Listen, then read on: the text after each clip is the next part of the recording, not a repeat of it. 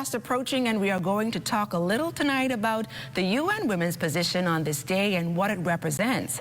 Our guest tonight live in studio is Anissa Abdullah, the United Nations Bahamas country representative. Anissa, welcome to the Bahamas Tonight Access Now. Thank you, LaDawn. It's good to be here. So talk to us, I know we're about to celebrate International Women's Day. What does this actually mean for women, not only here in the Bahamas, but around the world? Yeah, so International Women's Day is often perceived as a celebration. It's more than that. It's a call to action and a moment of reflection, because it is the 30-year anniversary of the Beijing Declaration and Platform for Action, which we'll talk about. But it's really an opportunity to reflect on the progress that we've made and celebrate that, but also reflect on the gaps that remain. And so here in the Bahamas and around the world, women struggle within societies where there are entrenched notions that are harmful to women and women's development and access to opportunities.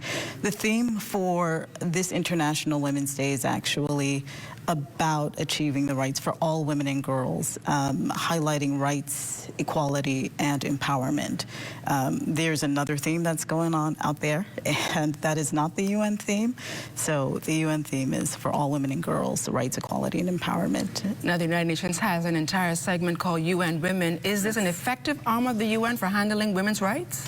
It's a UN agency that actually has supported the Bahamas for years now, and it led to the creation, this partnership led to the creation of the strategic plan to end gender-based violence, which is being operationalized. That's led by the Department of Gender and Family Affairs. It continues to support in the way of capacity building, as well as providing policy support. So one of the things that UN Women did was they produced a document on discriminatory laws, and that actually led to this renewed conversation around marital rape. And so, you know, the agency is as effective as it can be, and I think it's doing a great job in terms of advocacy and providing that kind of policy support and capacity building. It continues to do so.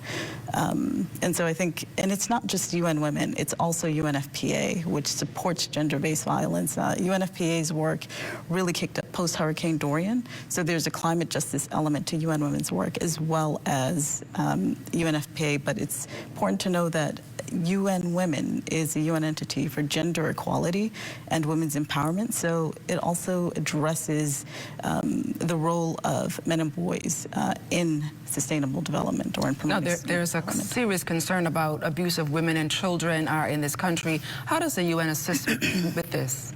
And again, so the UN works very closely with the government and provides and extends offers of support. Government takes the UN up on that support, but we really are here to be partners with government and civil society. So where we can provide advice, guidance, and capacity building work, the UN does that. And this year marks the 30th anniversary of the Beijing Declaration, which is about women protection. Tell us a little bit about that message. So the Beijing Declaration and Platform for Action, it's actually it contains or addresses 12 critical areas of concern. So that's women in poverty, it includes women in leadership, and so forth, the girl child, women's human rights, women in the media. So it's a range of issues, and it embodies this interconnectedness of forces that really contributes to gender equality or inequality. Anissa, happy International Women's Day and all the best to you. Thank you so much.